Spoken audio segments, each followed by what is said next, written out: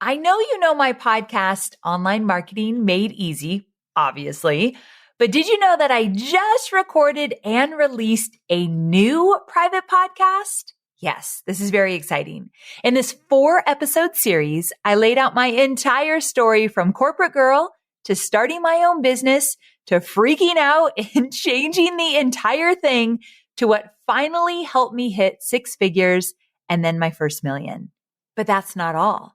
After this private series, you'll have the blueprint I would walk you through today if you and I were to sit down and knock out a business plan that feels so absolutely good that you'll probably have to pinch yourself just a little.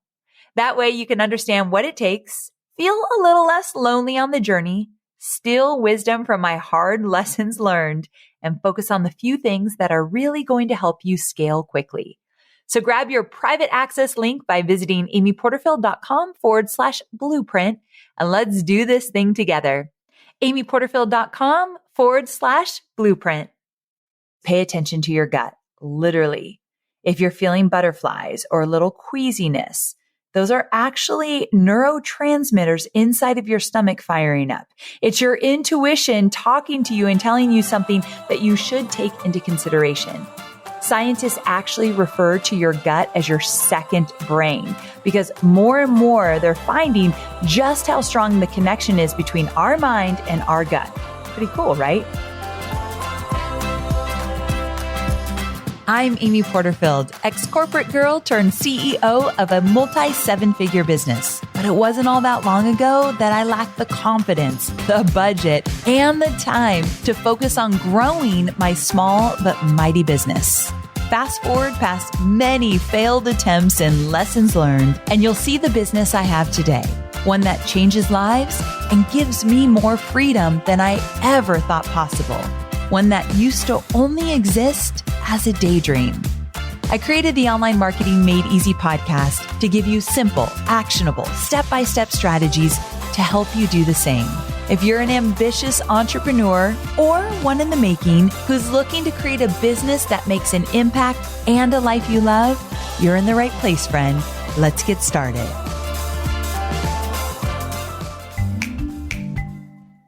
Real quick, I wanted to talk to you about another podcast that I think you might love. It's called Being Boss, and it's hosted by Emily Thompson. And it's really just an exploration of not only what it means, but what it takes to be a boss as a creative business owner, freelancer, or side hustler. So Being Boss is an amazing resource for anyone interested in getting inspired and, more importantly, getting started as their own boss. So head to wherever you get your podcast to check out Being Boss. And I recommend starting with her episode on releasing the sense of urgency in business, especially coming back from my sabbatical. This episode was a great reminder to slow down and be intentional. You're going to love it. Hey there, welcome back to Online Marketing Made Easy. Today, I'm going to talk about something that every entrepreneur on this planet has to deal with, and that is making tough decisions. And I'm not just talking about any decision. I'm talking about really tough decisions that give you butterflies, or the ones that you're hemming and hawing over every single possible outcome, and it starts to weigh on you. Now, I've said this before and I'll say it again. Your ability to make quick and confident decisions as an entrepreneur is very important, but that sure as heck doesn't mean it's easy. Even after being in business for 13 years, and despite the fact that I consider myself to be a pretty solid decision maker, I still sometimes struggle with making decisions. And when I do struggle, there's a really simple process I have that helps me work through any anxiety I'm having and helps me feel 100% confident in moving forward with my decision. So let's get to it. How do you make the right decision when the answer isn't always easy, when it really takes some guts? Well, maybe you have a new hire that isn't working out and you have no idea if you should let them go or if you should invest more time and money into their development. Or maybe you were invited to speak at a huge event that would give you a ton of exposure, but it's the same day as your daughter's first prom or your son's first Little League game.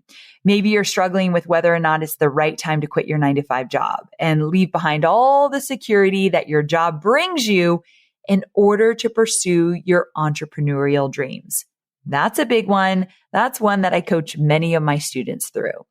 I can tell you, friend, that I've struggled with each one of these decisions in some way, shape, or form. And the first thing that I do when I'm faced with something like this is to lean in to my intuition. Intuition is that sense of knowing what the right answer or decision is before you actually make it. It's a deep, internal, visceral feeling, and you've most likely experienced it yourself. So if you've ever said something like, I can't really explain it, but, or if you say something like, it just felt right, or it just didn't feel right, that's your intuition speaking to you loud and clear.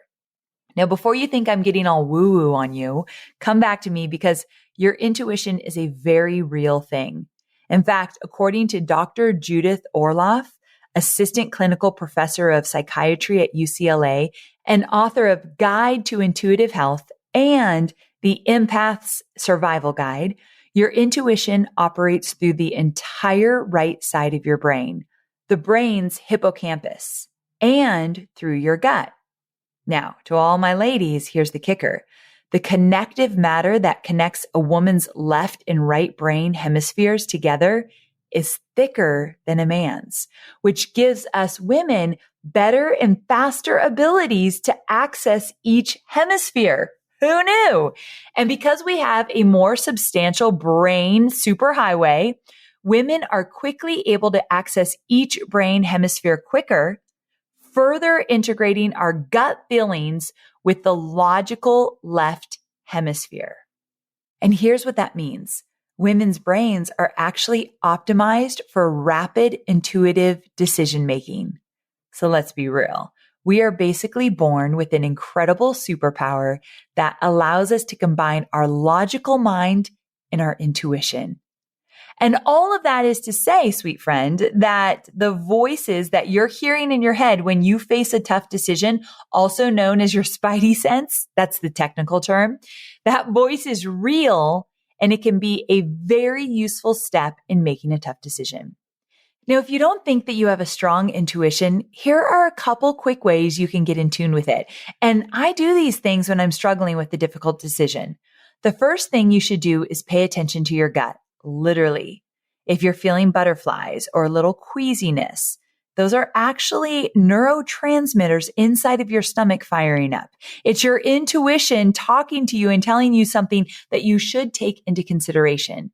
Scientists actually refer to your gut as your second brain because more and more they're finding just how strong the connection is between our mind and our gut. Pretty cool, right? Now, just one thing to add here. Don't confuse your intuition with fear.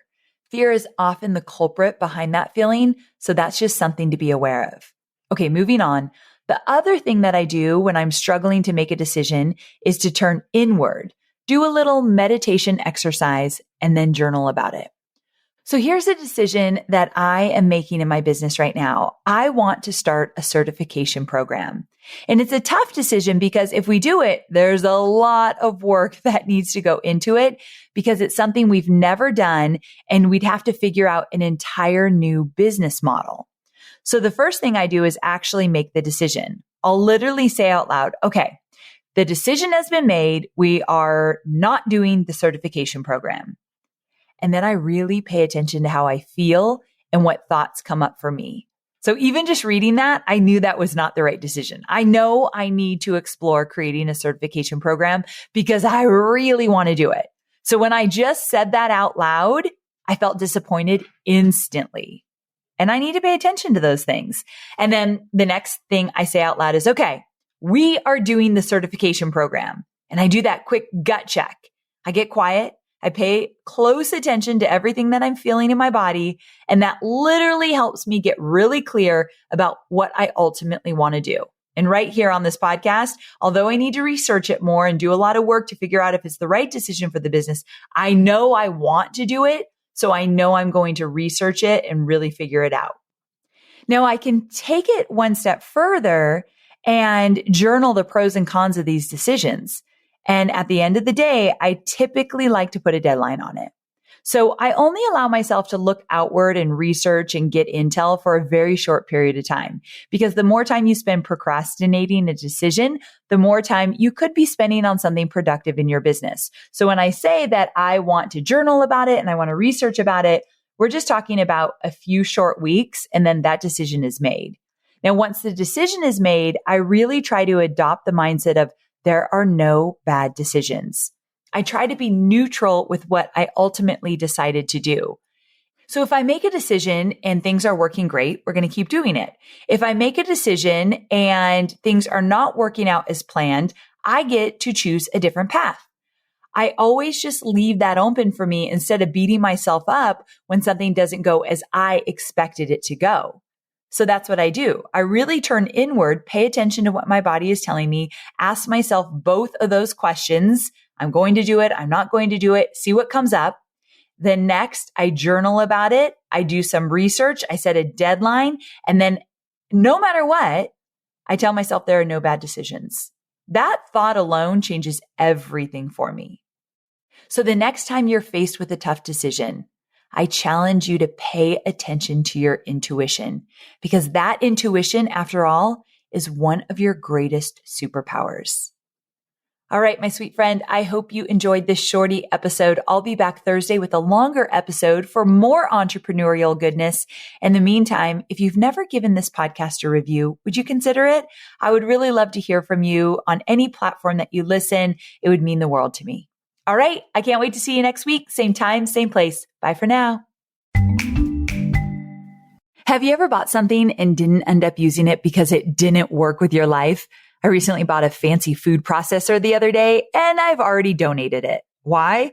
It was too complicated. It was too bulky, and ultimately just didn't make my life easier. So I gave it to my sister.